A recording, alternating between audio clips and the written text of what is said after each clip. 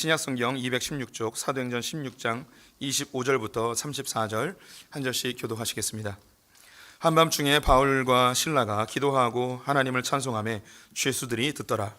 이에 갑자기 큰 지진이 나서 옥터가 움직이고 문이 곧 다 열리며 모든 사람의 메인 것이 다 벗어진지라. 간수가 자다가 깨어 옥문들이 열린 것을 보고 죄수들이 도망한 줄 생각하고 칼을 빼어 자결하려 하거늘 바울이 크게 소리질러 이르되 내 몸을 상하지 말라, 우리가 다 여기 있노라 하니 간수가 등불을 달라고 하며 뛰어 들어가서 무서워 떨며 바울과 실라 앞에 엎드리고 그들을 데리고 나가 이르되 선생들이여 내가 어떻게 하여야 구원을 받으리까 하거늘 이르되 주 예수를 믿으라. 그리하면 너와 내 집이 구원을 받으리라 하고 주의 말씀과 그 사람과 그 집에 있는 모든 사람에게 전하더라. 그 밤 그 시각에 간수가 그들을 데려다가 그 맞은 자리를 씻어주고 자기와 그 온 가족이 다 세례를 받은 후 그들을 데리고 자기 집에서 올라가서 음식을 차려주고 그와 온 집안이 하나님을 믿음으로 크게 기뻐하니라. 아멘. 아멘.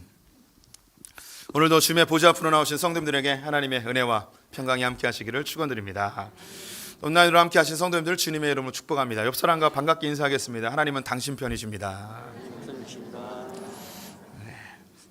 감사합니다. 오늘은 사도행전 16장 말씀 가지고 바울이 빌립보에 갇힌 장면 함께 살펴보도록 하겠습니다. 바울이 1차 전도여행을 마치고 바나바와 분리하여 독자적인 전도팀을 꾸리게 되지요. 실라와 그리고 디모데, 누가와 함께 2차 전도여행을 떠나게 됩니다. 바울의 전도팀은 아시아로 가고자 하였습니다. 이곳은 에베소 지역인데요.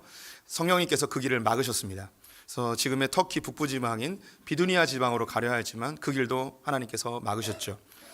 환상 중에 마게도냐 사람이 이로로 건너와 우리를 도우라라는 환상을 보고 하나님의 지도하심, 하나님의 명령인 줄 믿고 배를 타고 마게도냐의 가장 큰 도시인 빌립보로 향하게 되었습니다. 우리가 사도행전을 보고 있는데 사도행전의 또 다른 이름이 성령행전이라고 말씀드렸죠.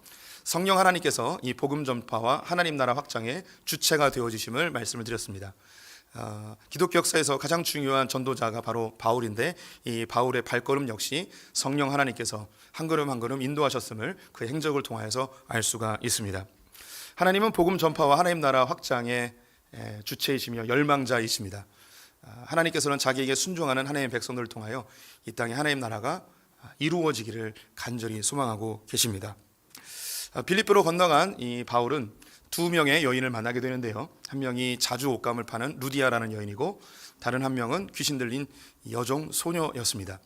지난 시간에 본 것이 우리가 복음을 전할 때에 이것에 순종하게 되면 하나님께서 반드시 그 복음 전하는 자리에 예비된 영혼을 준비시켜 놓으셨다는 사실을 함께 나누었습니다.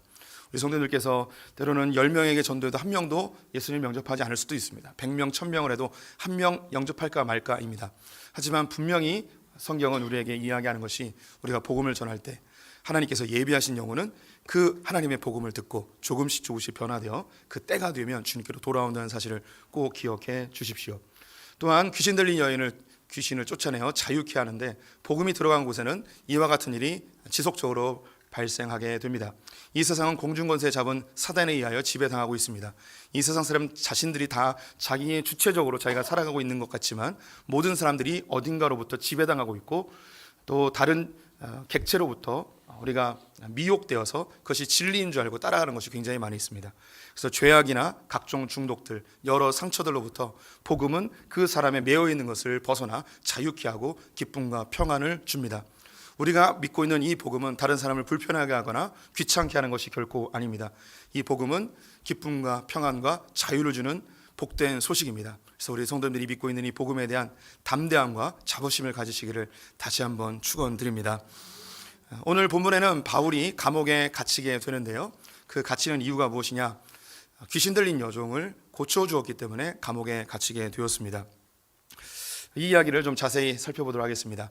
루디아의 집을 근거지로 하여서 바울은 빌립보에서 복음을 전하였습니다. 이렇게 복음을 전하고 있는데 지속적으로 한 귀신 들린 여자가 바울의 전도를 방해하였습니다. 그 내용이 틀린 내용은 아니었지만 지속적으로 큰 목소리로 바울의 전도를 회방하게 되자 처음에는 그냥 놔두었다가 시간이 지나 너무 괴로워서, 괴롭다고 표현했는데 너무 짜증났을 것 같습니다. 말만 하면 계속 방해하는 이 여인에 대하여 귀신을 쫓아내는 사역을 하죠. 예수의 이름으로 귀신을 쫓아냅니다. 여기서 우리 성도님들이 좀 의구심을 갖는 게, 아니 귀신 들린 여인이 있으면 처음부터 좀 불쌍히 여겨서 좀 빨리 좀 처음부터 내보냈으면 그런 일이 없었을 텐데 왜 한참 지나서 한참 방해한 다음에 그렇게 괴로워서 그때서야 비로소 쫓아내는가, 이런 의구심이 드는 분들이 있을 텐데요. 이건 성경 전체에 나오는 하나님의 역사의 패턴이고 특별히 예수님도 동일한 패턴으로 사역을 하셨습니다. 예수님이 수많은 이적과 귀신 쫓아냄의 사역을 하였는데 예수님의 사역의 공통점을 찾는다면 특별한 하나님의 복음적 메시지가 아니라면 사람들이 원할 때만, 사람들이 나를 낫게 해주십시오, 내 자녀를 낫게 해주십시오, 이렇게 요청할 때만 예수님이 치료해 주시는 것을 볼 수 있죠. 하나님이 일하시는 방법이 이것입니다. 하나님은 요청할 때, 기도할 때, 주님께 나아올 때 주님께서 역사하십니다. 오늘 이 귀신 들린 여인 역시 처음부터 이 여인을 좀 고쳐주세요, 누군가 요청하였다면 바울이 그 일을 행하였을 것입니다. 근데 아무도 요청하지 않았고 방해가 되어 괴로워서 쫓아내게 되는 것이죠. 만약에 하나님께서 우리 성도님들의 삶 가운데 고난이나 삶의 문제들, 시험거리들을 다 없애버리신다면, 주님의 놀라운 역사로 깨끗하게 다 없애버리신다면 우리 성도님들이 하나님이 도우시고 우리와 함께 하신다는 걸 느낄 수 있을까요, 없을까요? 인간은 죄악돼서 그런 걸 잘 못 느낍니다. 우리가 고난과 시련, 문제 등을 앞에 놓고 주님 제발 도와주세요, 주님 없이는 못 살아요, 주님 내 기도 좀 들어주세요 하면서 주님을 찾고 주님께 기도할 때 그때 응답되면 주님이 살아계시는구나, 주님이 내 기도를 들으시는구나, 이때서야 비로소 하나님을 감각적으로 알게 되어집니다. 그래서 주님께서 역사하실 때는 우리가 간구할 때까지 기다리시는 하나님을 발견하게 됩니다. 우리 성도들에게 권면의 말씀을 드리면 주님께 많이 구하십시오. 뭐든지 구하십시오. 주님은 우리 성도들의 기도를 기다리고 계십니다. 성경은 우리에게 쉬지 말고 기도하라 이야기했죠. 이런 얘기를 들으면 굉장히 부담 가져요. 어떻게 쉬지 않고 날마다 주저리 기도하는가. 이 이야기는 반대 이야기로 해석해야 합니다. 주님은 쉬지 않고 들으실 준비가 되어 있으시다는 것입니다. 우리 성도들이 아무 때나 언제든지 기도하면 주님은 쉬지 않고 들을 준비가 되어 있으신 분이십니다. 기도로 많은 응답받는 우리 성도들 되시기를 다시 한번 축원을 드립니다. 그런데 오늘 본문을 보니 바울이 감옥에 갇혔습니다. 그 이유는 바로 이 귀신 들린 여인을 쫓아냈기 때문이죠. 만약에 우리 성도님들 집안에 이런 그 귀신 들린 여인이 있는데 어떤 사역자나 어떤 목사님이 이 귀신을 딱 쫓아냈다고 하면 어떻게 반응하시겠습니까? 목사님 감사합니다, 전도사님 감사합니다, 기도해 주셔서 이렇게 귀신이 쫓겨나니 얼마나 감사한지 모르고 이렇게 반응하는 것이 당연하겠죠. 그런데 이 여종의 주인들은 기뻐하기보다는 바울과 실라를 관리들에게 끌고 가 고발하게 됩니다. 그 고발의 내용이 성경에 나와 있는데요, 20절과 21절 말씀 같이 읽어보도록 하겠습니다. 성관들 앞에 데리고 가서 말하되 이 사람들이 유대인들인데 우리 성을 심히 요란하게 하여 로마 사람인 우리가 받지도 못하고 행하지도 못할 풍속을 전한다 하거늘. 네, 이 귀신 들린 여종의 주인들이 관리에게 끌고 가 바울과 실라를 고발하였습니다. 그 이유는 이 귀신 들린 여종이 점치는 귀신이 들렸습니다. 그래서 점을 치면서 그것을 돈벌이로 삼았던 것이죠. 그래서 이 여인을 통하여서 돈벌이가 중단되어지자 너무 화가 나가지고 분노하여서 관리에게 끌고 간 것입니다. 그들의 원래 목적은 이놈들이 귀신을 쫓아내서 우리가 돈벌이를 못합니다, 이렇게 이야기해야 되는데 그들의 이야기의 내용이 뭐냐면 이 사람들은 유대인이라는 거예요. 종교인들이라는 거죠. 그들은 이 우리 성에 와서 우리 성을 요란케 하는데, 아주 소란스럽게 만드는데 어떤 내용으로 소란케 하는가? 우리가 따를 수 없는, 우리가 행할 수 없는 이상한 풍속을 가지고 우리를 소란케 한다는 거예요. 유대교의 교리를 가져와서 우리를 힘들게 한다는 것이죠. 즉 그들은 이익의 문제 때문에 고발하였지만 그들이 내민 명분은 뭐냐면 종교적인 이유로 그들을 심판해달라고 관리에게 고발을 하고 있습니다. 귀신 들린 여인이 자유케 되었는데 그 주인들은 전혀 기뻐하지 않았습니다. 이 여인을 돌보고 먹이고 입혔지만 그 여인을 이용해서 돈벌이를 하고 있는 것이죠. 세상에 참 나쁜 사람들이 많이 있는데요, 진짜 나쁜 사람들이 어떤 사람이냐면 연약한 자들을 이용하여서 자기의 돈벌이로 삼는 사람들이 참 나쁜 사람입니다. 이것이 좁게는 우리 가정에서도 일어날 수 있고요, 또 크게는 국가적 차원에서 일어날 수도 있습니다. 우리 가정에서 자녀들을 우리 부모님들이 돌보고 혹은 키우는 그런 양육의 입장이 있죠. 그런데 이 키우고 양육의 입장인데 이것을 이용하여서 돈벌이로 삼는 사람들이 있습니다. 때로는 아주 안 좋은 케이스인데 입양을 하고서 자녀가 많으면 아파트 분양받는데 더 이점이 있다고 고의적으로 입양을 하고 이 아이를 학대하는 경우가 있죠. 그래서 작년인가 재작년에 그런 일이 아주 큰 이슈로 나타난 경우도 있었습니다. 진짜 악한 겁니다. 세계의 국제 구호단체들이 있는데요. 모든 구호단체가 그렇지 않지만 구호단체들 중에 가난한 자들을 갱생시키는 게 목적이 아닌 단체들이 굉장히 많이 있습니다. 우리 성도님들, 가난한 사람들이 많아지면 놀라운 일이 뭐냐면 구호단체에 후원금이 더 많이 들어옵니다. 그럼 이 구호단체 입장에서는 가난한 자들이 없어지는 게 좋을까요? 더 많아지는 게 좋을까요? 이상한 패턴이에요. 모든 장애인 단체들이 그렇지 않지만 일부 장애인 단체들은 장애인이 많으면 많을수록 자기에게 더 이익이 돼요. 제가 한때 우리 아내와 함께 입양을 추진한 적이 있었습니다. 그런데 한 입양단체에게 큰 상처를 받고 제가 입양을 중단한 적이 있었습니다. 입양단체들끼리 미혼모가 나타나면 경쟁을 합니다. 왜냐하면 그 아기가 상품이에요. 이게 참 정말 너무 고통스럽게 제가 중단을 했습니다. 이런 일들이 이 약자들 이용해서 자기의 배를 채우는 정말 악한 것들이 이 세상에 너무너무 많이 있습니다. 우리 성도님들이 다른 사람을 탓할 것이 아니고 우리 안에서도 그런 마음이 생겨요. 부모님들을 봉양하는 척하면서 부모님에게 오는 그 요양비나 이런 것을 타먹는 자녀들, 그리고 부모님을 오히려 방치해버리는 그런 가정들도 실제로 많이 있습니다. 인간의 악함이 이렇게 정말 사람들로 하여금 어떻게 이럴 수 있는가, 그럴 정도의 악함이 우리 안에 있음을 우리가 발견하게 됩니다. 돈줄이 끊겨진 이 주인들이 바울과 실라를 고발하여서 관리들에게 끌고 갔습니다. 그래서 그들이 유대인이라 이야기하며 그들이 전한 교리가 우리가 받아들일 수 없는 희한한 것이다, 미풍양속을 해치는 아주 나쁜 것이다 이야기하자 재판도 없이 관리들은 이 바울과 실라를 옷을 벗기고 몽둥이로 때렸습니다. 성경을 보니까 많이 때렸대요. 몽둥이로 때렸다는 이 단어는 몽둥이로 때렸다,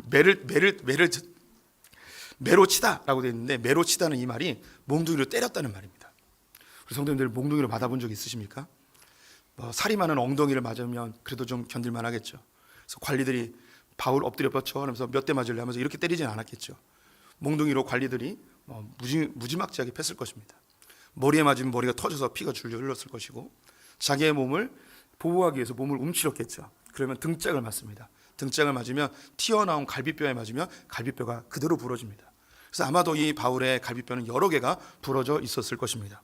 온몸이 피투성이가 되었고 거의 기절하지 않았을까 싶습니다. 빌립보 감옥에 집어넣고 그 발에는 착고를 채워 놓았습니다. 착고는 발을 움직이지 못하게 하는 것입니다. 움직일 때마다 이 두꺼운 나무와 뼈가 부딪혀서 무척 고통스럽습니다. 신음하며 있는 이 바울, 어떻게 이렇게 재판도 없이 감옥에 가두고 몰매를 때릴 수 있을까, 이런 생각이 들기도 합니다. 그런데 이 일은 바울에게만 일어나는 일이 결코 아닙니다. 지금도 전 세계에 복음이 증거되는 곳에 이와 유사한 일들이 일어나고 있습니다. 그럼 이런 일들이 왜 일어나는가? 우리 성도들이 이것은 단순한 그 사람과 사람과의 관계의 문제가 아니고 영적 세계의 큰 흐름의 싸움임을 아셔야 됩니다. 성경은 이 세상을 공중권세자인 사단이 지배하고 있다고 이야기합니다. 즉 이 세상의 주권은 사단에게 있습니다. 그래서 이 사단에 의하여 종노릇하고 있는 사람들은 여러 죄와 갈등과 다툼과 전쟁을 일으키며 자기의 배를 채우는 일들을 하고 있죠. 이런 세상 가운데 하나님의 세상을 너무너무 사랑하셔서 하나님이 이 땅에 침노에 들어오십니다. 하나님의 복음을 전파하고 하나님의 통치와 다스림이 임하는 하나님 나라가 이루어지게 되는 것이죠. 그래서 보이지 않는 영적 전쟁이 이 땅 가운데 일어나고 있습니다. 공중권세자는 사단의 권세와 하나님의 권세가 충돌하는 현장이 바로 우리가 살고 있는 이 세상입니다. 이것은 성경을 통하여, 그리고 우리가 영적인 눈이 열어졌을 때 이 세상의 흐름들을 통하여 알 수 있는 것이죠. 이것은 주도권 싸움입니다. 패권 싸움입니다. 정치적 용어로 이야기하면 헤게모니 다툼입니다. 패권 싸움입니다. 이 세상의 공중권세 잡은 자와 그리고 하나님의 권세가 충돌하는 것이죠. 복음이 들어가는 곳에는 반드시 이런 패권 싸움이, 주도권 싸움이 일어나게 되어 있습니다. 이 주인들은 자기가 돌보고 있었던 점치는 여인으로 수확을 얻고 있었는데 이곳에 하나님의 나라가 임하자 귀신이 쫓겨나게 되었고 자기의 기득권과 이익이 파괴되었습니다. 그러자 그들은 자연스러운 반응으로 바울과 실라를 공격하고 감옥에 쳐넣게 된 것이죠. 이미 말씀드렸듯이 이러한 주도권의 싸움, 패권 싸움, 헤게모니 싸움은 각 선교지에서 지금도 일어나고 있습니다. 아니, 이 세상은 늘 그런 패권 싸움으로 겹겹이 쌓여 있죠. 우리나라 역시 이러한 기독교와 이 세상 사이에, 복음과 이 세상 사이에 이 주도권의 싸움이 지금도 벌어지고 있습니다. 제가 여러 선교지를 가본 건 아니지만 제가 그래도 제일 오래 있었던 인도의 이야기를 잠깐 해드리도록 하겠습니다. 지난 1월 달에 발표되어진 보고서인데요. 2021년 인도에서 박해 사건으로 신고된 것이 486건입니다. 486건의 박해의 신고를 받았습니다. 이것은 방화, 살인, 폭행 등의 사건입니다. 인도 교회가 만들어진 이후로 최고 많은 숫자입니다. 이것은 신고된 숫자이고 신고되지 않은 숫자까지 하면 더 많이 발생하였습니다. 이미 인도는요 10개의 주에서 기독교로 개종하는 것이 불법으로 되어 있습니다. 기독교로 개종하면 감옥에 갇히게 됩니다. 제가 2001년도에 인도에 있었는데 그때 마침 발렌타인데이 2월 14일이 있었습니다. 그때 수도였던 뉴델리에서 놀라운 일이 있었는데요. 모든 경찰들이 초콜릿을 파는 가게에서 경비를 섰습니다. 왜냐하면 초콜릿을 못 사게 하는 거예요. 왜 초콜릿을 못 사게 했냐면 인도는 힌두교 정부가 통치하고 있는데 80% 이상이 힌두교 교도들입니다. 그래서 이 기독교가 서양 문화이기 때문에 이것이 인도 땅에 퍼지는 것을 극도로 경계합니다. 그래서 발렌타인데이도 기독교 문화이기 때문에 초콜릿을 나누지 못하도록 경비를 쓴 거예요. 그런데 올해 더 놀라운 일이 발생하였습니다. 올해 한 극렬 힌두교 집단이 어떤 운동을 펼쳤냐면 카우 허그데이라는 걸 만들었습니다. 카우는 소죠. 허그는 앉는 것입니다.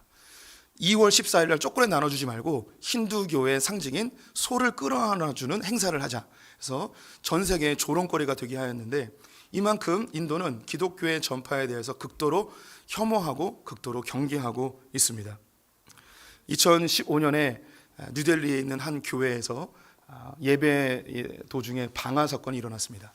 그래서 호주 출신의 선교사님과 두 자녀가 불에 타서 그 자리에서 죽게 되었고 많은 인도인들이 상해를 입게 되었습니다. 그 뉴스도 보여주시죠.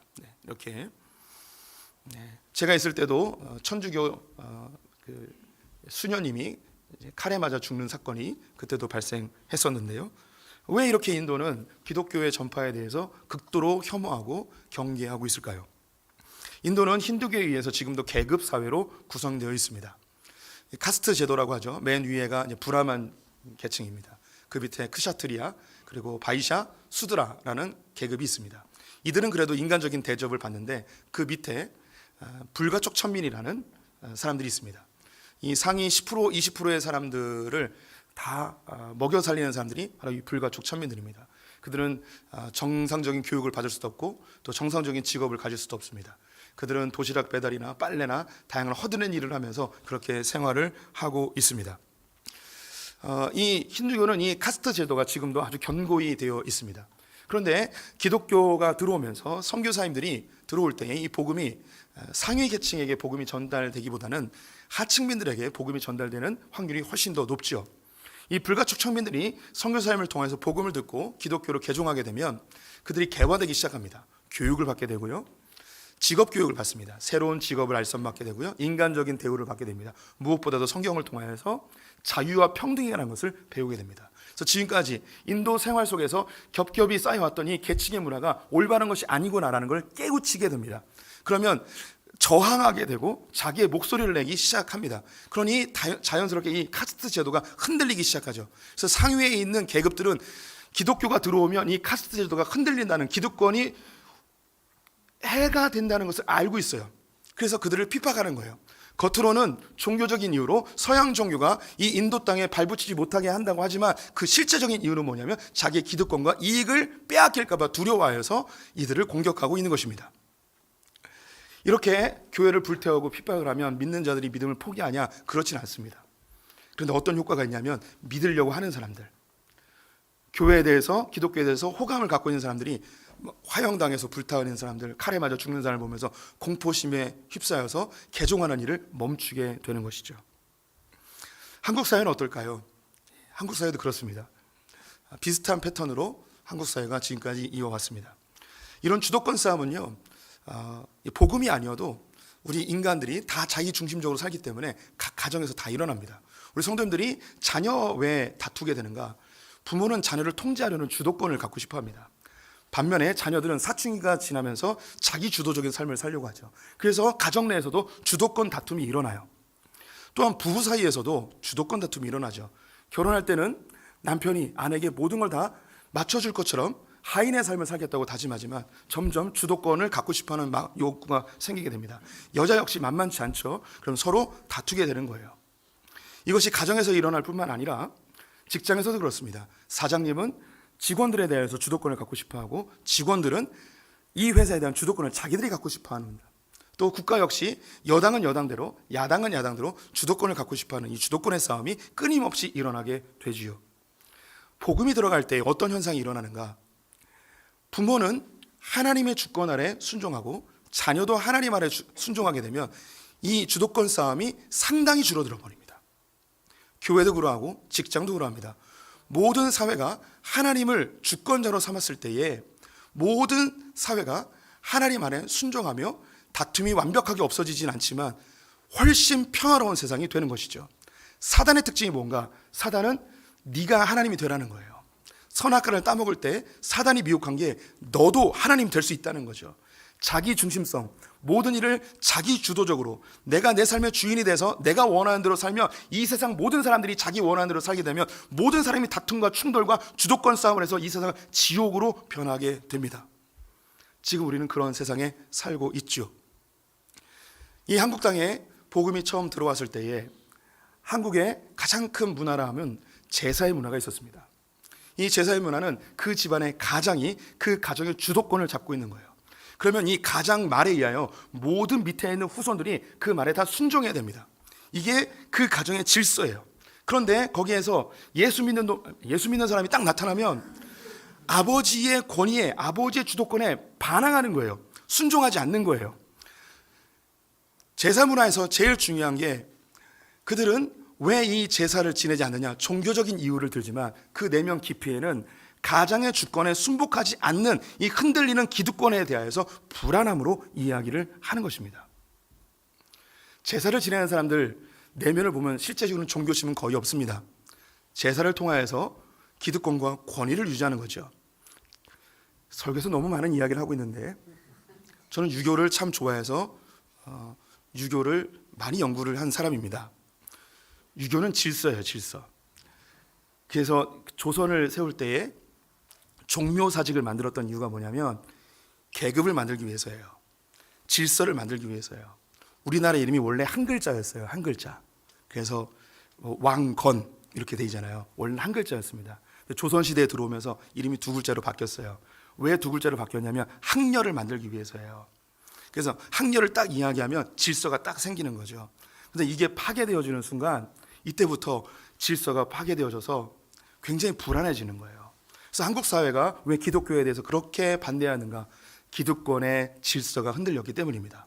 이것은 한국뿐만 아니라 전 세계가 복음이 들어가는 곳에 이러한 기득권의 다툼이, 보이지 않는 영적 전쟁이, 주도권의 싸움이, 헤게모니 싸움이 늘 일어나게 되어 있습니다. 코로나 이후로 한국 교회는 더 극렬한 비난의 대상이 되었습니다. 지금 이 자리에 앉아 있지만 여전히 교회에 대해서 부정적인 생각을 가지신 분들도 있을 수 있습니다. 교회가 실제로 잘못된 일들을 한 경우도 있고 특정 교회와 특정 목회자가 정말 일반인들도 하지 않을 그런 일들을 한 경우도 있습니다. 하지만 모든 교회가 그렇지는 않습니다. 그런데 교회가 많은 언론의 지탄의 대상이 되고 사람들의 손가락질의 대상이 되어 왔습니다. 왜 이런 일이 벌어질까요? 교회는 2000년 역사 속에서 완벽한 적이 한 번도 없었습니다. 늘 교회는 문제가 있었습니다.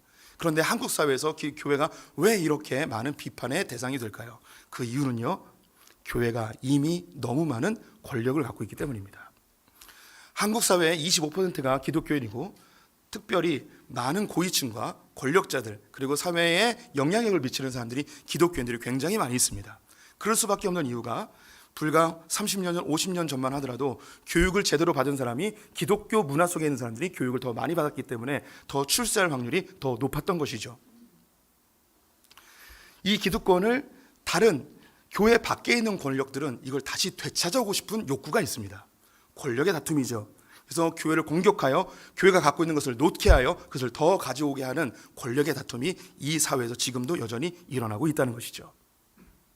그러면 이런 사회 속에서 이렇게 권력의 다툼과 교회가 공격당하는, 때로는 무고하게 억울하게 이런 고난을 당할 때 우리는 어떻게 하면 좋을까요? 머리에 띠두르고 어떤 목사님처럼 태극기 들고 광화문으로 나가야 되겠습니까? 성경이 우리에게 그런 것을 요구하고 있지는 않은 것 같습니다. 오늘 본문은 바울이 어떻게 행동했는지 보여주면서 우리 크리스찬들이 이런 영적 전쟁의 현장 속에서 어떻게 반응해야 될지를 보여주고 있습니다. 바로 기도와 찬송입니다. 바울과 실라가 몰매를 맞고 감옥에 갇히었습니다. 온몸에 피가 흐르고 옆구리가 쑤시고 착고에 차여서 움직이지도 못하는 그 상황에서 기도하고 찬송을 하였습니다. 우리 성도님들이 바울과 실라의 입장이라면 당연히 기도하고 찬송했을 것입니다. 우리 성도님들도 다 믿음이 좋으신 분이기 때문에 아니에요, 믿음 없어도 이런 상황이 되면 기도하고 찬송합니다. 우리 성도님들이 감옥에 갇혀서 억울하게 갇히면 주님 제발 도와주세요, 주님 어디 계신 거예요, 제발 나 좀 살려주세요, 빨리 나가게 해주세요, 이렇게 기도하지 않겠습니까? 우리 아들이 3명 있는데 그중에 셋째 아들이 지난 4학년 때 철봉놀이를 하다가 주일날 철봉에서 떨어지면서 팔이 댕그랑 부러졌습니다. 제가 주일날 오후에 전화를 받았는데 아빠 나 팔이 부러진 것 같아요. 목소리가 너무 차분했습니다. 거짓말인 줄 알았습니다. 그래서 진짜냐고, 진짜래요. 팔이 이렇게 꺾여 있대요. 그 앰뷸런스 불렀냐고, 불렀대요. 그러면 어느 병원을 가야 되냐요. 그래서 인하대병원 응급실로 가라고 그 구급차 아저씨한테 얘기하라고, 나도 곧 가겠다고. 그래서 아내를 데리고 갔습니다. 병원에 누워 있는데 팔이 정말 이렇게 꺾여 있더라고요. 두 뼈가 다 댕그랑 부러져 있었어요. 그래서 이 레지던트와 인턴 선생님이 이걸 맞춰야 된대요. 그래서 아내는 상체를 붙들고 저는 하체를 붙들고 있었습니다. 엄마하고 아빠가 그 상황에서 기도 안 할 사람이 어디 있겠습니까? 주님 제발 잘 낫게 해주세요 막 하는 거죠. 근데 아이도 막 공포의 심에 휩싸였는데 굉장히 아픈가 봐요. 뭐 여러 번 맞추려고 하는데 잘 안 되다 정말 맞추려고 하는 그 순간에 이 막내 아이가 뭐라고 했냐면 주여! 주여! 응급실에서 주여를 외치는 거예요. 저는 웃어야 할지 기뻐해야 될지 몰랐습니다. 이 아이가 금요기도를 날마다 와서 그런지 주여를 외치다니 약간 뿌듯하기도 하였습니다. 근데 우리 성도님들, 제 아들 아니어도 그런 위급한 상황이면 누구나 주님을 외치게 되어 있고 주님을 찾게 되어 있습니다. 바울과 실라가 그러면 그런 위급한 상황 때문에 주님을 찾았는가? 그런 것 같지는 않습니다. 왜냐하면 바울은요 로마 시민권자였습니다. 당시 로마 시민권자는 자기의 신분을 나타내는 어떤 표식을 가지고 다닙니다.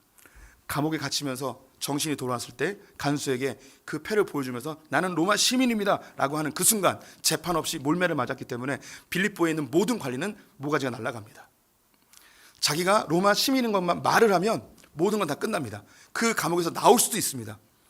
그 뒤에 그 다음날 바울이 나가게 되는데 나갈 때 그때 비로소 관리에게 이야기합니다. 자기가 로마 시민권자라고. 벌벌벌 떱니다. 그래서 관리들이 감옥까지 와서 바울을 데리고 밖으로 나옵니다. 그러면서 부탁을 합니다. 두려워하며 당신이 로마 시민권인데 우리가 너무너무 잘못했습니다. 용서해 주십시오. 그러니 우리가 모가지가 날아갈 수 있으니까 제발 이 빌립보에서 제발 떠나 주십시오라고 부탁할 정도였습니다. 벌벌벌 떨었습니다. 우리 성도님이 생각하는 것보다 당시 로마 시민권은 굉장히 권세가 있는 것이었습니다. 아무도 못 건드립니다. 만약에 이 로마 시민권자를 잘못 건드렸다가는 엄청난 큰 이 손해를 보게 되는 그런 일이 발생하는 거죠. 그런데 바울은 지금 자기의 로마 시민권을 사용하지 아니하고 기도하고 있는 거예요. 그럼 이 기도는 뭘까요? 살려달라는 기도가 아닙니다. 바울은 하나님께서 이 일을 행하시는 목적을 살피고 있습니다. 바울의 이 성숙된 신앙, 이건 예수님에게도 찾을 수 있습니다. 예수님이 이 땅에 오실 때 하늘 보호자 우편을 포기하시고 하나님의 본체이신 그분이 이 땅에 내려올 때에 하나님의 나라를 침노에 가지고 들어왔기 때문에 이 땅의 기득권 세력이었던 종교 지도자들과 바리새인들과 율법학자들이 이 예수님을 십자가에 달려 죽게 하였죠. 그때 예수님은 자기의 권세로 천군 천사를 동원하여 자기를 핍박하는 자들을 다 해치울 수 있으셨습니다. 하지만 예수님은 그렇게 하지 않으셨죠. 왜냐하면 그 십자가 안에 하나님이 이루고자 하는 뜻이 담겨 있었기 때문이죠. 그 일이 잘 성취될 수 있도록 자기의 그 두려움과 염려와 근심을 내려놓는 기도, 주님이 행하실 일들을 찬송하는 기도, 이 일을 하며 그 십자가를 끝까지 걸어냈습니다. 바울도 마찬가지입니다. 바울이 지금 몰매를 맞고 갈비뼈가 부러지고 착고에 차여서 너무나 고통스러운 상황이지만 자기의 시민권을 사용하지 아니하고 하나님이 나를 왜 이 감옥에 보내셨는가, 하나님이 나에게 왜 이런 고난을 허용하셨는가, 이 뜻이 무엇인가 잘 살피어서 이것이 잘 수행될 수 있도록 자기의 마음을 다스리며 하나님의 뜻이 이루어지기 위한 기도를 하고 있는 거죠. 그때에 땅이 흔들리며 지진이 일어납니다. 옥토가 흔들리죠. 그 흔들림으로 인하여서 옥문이 파괴되어 열리게 됩니다. 그들의 죄수들에게 묶여 있었던 착고가 풀리게 되고 자유의 몸이 됩니다. 하지만 바울은 하나님께서 행하실 일을 바라보며 자유가 목적이 아니고 이 일을 통해 주님 뭘 하시는가 또 잠잠히 살핍니다. 도망가지 아니하고. 그때에 놀라운 일이 발생하죠. 주님께서 준비하신 한 영혼이 예수 그리스도를 영접하는 일이 발생합니다. 큰 지진이 일어나자 간수가 졸다가 깨버립니다. 옥문이 열려있는 모습을 보면서 깜짝 놀라 죄수들이 다 도망갔다 생각해요. 칼을 빼서 자결하려고 합니다. 당시 로마의 관리들은 거의 대부분 퇴역 군인이었습니다. 이 사람도 퇴역 군인이었겠죠. 퇴역 군인들은 사람을 포박하고 고문하고 죽이는 기술을 배우는 자들입니다. 로마의 군인들은 의무 복무 기간이 10년입니다. 더 연장할 수도 있습니다. 그들은 수많은 전쟁을 통하여서 사람을 죽이고 포박하고 고문하는 기술들을 배웠습니다. 고대 사회는 명예를 굉장히 소중하게 생각하는 사회였습니다. 퇴역하고 간수로서 사람들에게 얼마나 존경을 받았겠습니까? 퇴역 군인으로 공무원으로 지금 근무하고 있는데 사람들이 다 존경하는데, 그런데 죄수들이 다 도망갔다 자기의 명예가 심각하게 훼손되는 상황에서 견딜 수 없어서 자기의 몸을 스스로 죽이려 합니다. 그때 한 목소리가 들려오죠. 28절에서 30절 같이 읽어보겠습니다. 바울이 크게 소리질러 이르되 내 몸을 상하지 말라, 우리가 다 여기 있노라 하니 간수가 등불을 달라고 하며 뛰어들어가 무서워 떨며 바울과 실라 앞에 엎드리고 그들을 데리고 나가 이르되 선생들이여 내가 어떻게 하여야 구원을 받으리까 하거늘. 바울이 죽으려 하는 간수에게 소리칩니다. 몸을 상하게 하지 마라, 우리가 다 여기 있다. 이 소리에 깜짝 놀란 간수가 불을 가지고 음침한 감옥 안으로 들어갑니다. 바울에게 무릎 꿇고 이야기하죠. 선생님들이여 내가 어떻게 하여야 구원을 받을 수 있습니까? 이 간수는 바울과 실라가 몰명맞을 때 현장에 있었을 가능성이 높습니다. 또한 바울과 실라가 감옥에 갇히어서 찬송하는 소리를 들었을 것이죠. 또 그가 전한 복음에 대해서도 어느 정도 귀동냥으로 듣지 않았을까 싶습니다. 그래서 그 바울과 실라가 믿는 그 하나님, 로마와 그리스도의 신이 아니라 지진을 일으켜 착고를 풀어주고 더 놀라운 능력이 있는 그 신에게 자기의 구원을 의탁하고 싶어합니다. 그때의 질문이 내가 어떻게 하여야 구원을 받을 수 있습니까? 저는 이 번역을 별로 좋아하지 않습니다. 어떻게 하여야, 방법을 알려달라는 것이죠. 원래 원어의 뜻은 뭐냐면 무엇을 하여야 구원을 얻을 수 있습니까? 이 의미입니다. 기독교를 제외한 모든 종교들은 무엇을 해야지 구원받는다는 생각을 갖고 있습니다. 얼만큼 기도를 하고 몇 년 동안 믿고 얼만큼 고행을 하고 얼만큼 헌금을 하고 얼만큼 수행을 해야만 구원받을 수 있는가, 무엇을 해야지 구원받느냐고 묻습니다. 무엇을 해야지 묻는 이 질문에 바울이 대답합니다. 우리가 잘 알고 있는 31절 말씀 같이 읽겠습니다. 이르되 주 예수를 믿으라, 그러면 너와 내 집이 구원을 받으리라 하고. 무엇을 해야 구원받는 게 아니라, 많이 배워야 구원받는 게 아니라, 돈을 많이 벌어야, 성공해야, 열심히 신앙생활해야, 열심히 제사를 지내야 구원받는 게 아니고 그냥 예수만 믿으면 돼. 예수만 믿으면 돼. 부유하든 가난하든, 많이 배웠든 못 배웠든, 종이든 자유자이든, 여자든 남자든, 어른이든 어린아이든 아무 상관없이 예수만 믿으면 돼. 예수를 믿는다는 것은 내 삶의 주인을 나의 자리에서 예수님으로 바꾸는 것입니다. 나의 주도권을 주님께 맡겨드리는 것이죠. 이것이 하나님 나라입니다. 이 간수가 변화되어지자 그 집이 변화됩니다. 왜냐하면 그 당시는 가장이 주도권을 갖고 있었기 때문이죠. 가장이 바뀌자 그 집안 전체가 바뀌게 됩니다. 이 감옥은 조그마한 한 조직, 한 국가, 한 공동체, 한 나라라 할 수 있습니다. 이 감옥을 통치하는 자가 바로 그 간수였습니다. 하나님이 임재하자 그 나라가 흔들렸고 그 나라의 책임자가 그 주권을, 자기가 이곳에서 퇴역 군인으로 가장 명예롭고 가장 능력 있는 사람이라고 내 중심적으로 모든 죄수를 내가 다스릴다고 생각하였는데 그 곳이 하나님이 통치하는 나라로 바뀌게 된 것이죠. 우리 성도님들, 복음은 주도권을 바꾸는 것입니다. 복음이 들어간 곳에는 반드시 이 충돌이 일어납니다. 우리 성도님들의 삶에서도 일어납니다. 내가 갖고 있는 생각과 복음이 충돌하게 됩니다. 그때 우리는 이 복음을 질근질근 밟아 없앨 수도 있습니다. 하지만 이 복음 앞에 우리가 순복할 필요가 있습니다. 우리의 삶이 흔들립니다. 주님께서 우리의 삶을 뒤집어 놓습니다. 그때서 비로소 주님께 무릎 꿇는 게 아니라 주님 앞에 겸손히, 주님이 나의 주인이십니다, 주님을 위하여 내 삶 전체를 드립니다, 주님께서 내 삶을 통치해 주시고 나뿐만 아니라 내 가정을 통치해 주십시오, 내 자녀를 통치해 주십시오. 그때 진정한 평안과 기쁨이 우리 삶에 찾아올 줄 믿습니다. 우리 성도님들, 복음만이 살 길입니다. 복음은 거저주는 겁니다. 우리 성도님들이 어떠하든, 그 삶의 어떠한 형편에 있든, 많이 배웠든 못 배웠든 관계없습니다. 직업이 좋든 나쁘든 관계없습니다. 성도님들이 1년을 신앙생활 했든 50년을 신앙생활 했든 아무 관계가 없습니다. 예수 그리스도, 그분을 믿으면 구원받게 됩니다. 우리 찬양하면서 설교를 마치겠습니다.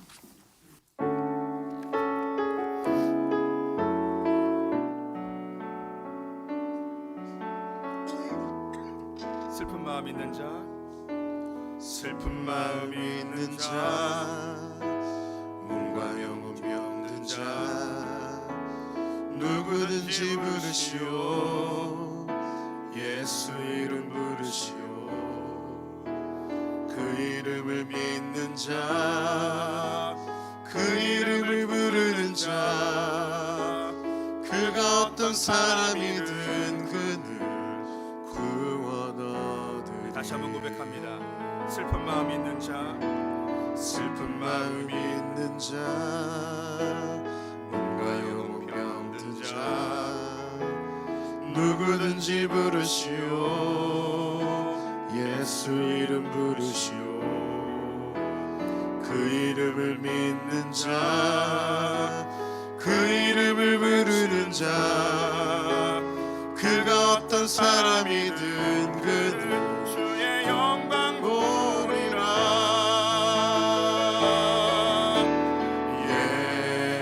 예수 예수, 오 능력의 그 이름 예수, 나 외쳐 부르네. 예수 예수, 오 구원의 그 이름 예수, 나 외쳐 부르네. 예수 그리스도. 예수 이름을 다시 한번 고백합니다. 예수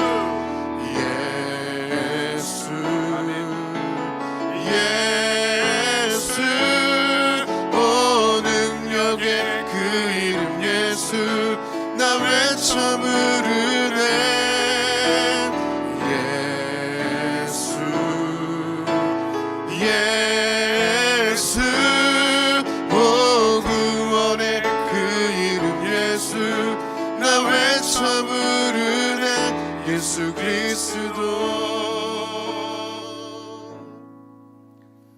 주님, 우리는 이 세상에 종노릇하면서도 종노릇하는지 모르고 살아가고 있습니다.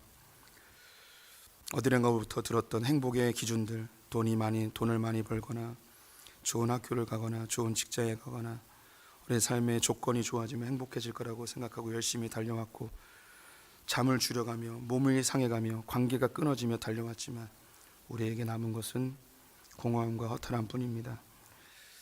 우리에게 진정한 자유와 기쁨을 주는 것, 복음밖에 없음을, 예수의 이름밖에 없음을 고백합니다. 우리의 주도권을 주님께 맡겨드립니다. 주님, 우리는 능력이 없습니다. 우리는 고단합니다. 주님, 우리를 통치하시고 우리를 다스려 주시옵소서. 지금 우리 주 예수 그리스도의 은혜와 하나님 아버지의 무한하신 사랑과 성령의 교통하심이 우리의 삶의 주권을 주님께 맡겨드리기를 원하는 소풍의 모든 성도들과 우리의 자녀들과 저 북에 있는 형제자매들, 열방의 선교사님들을 위해 지금부터 영원토록 함께 계실지어다. 아멘.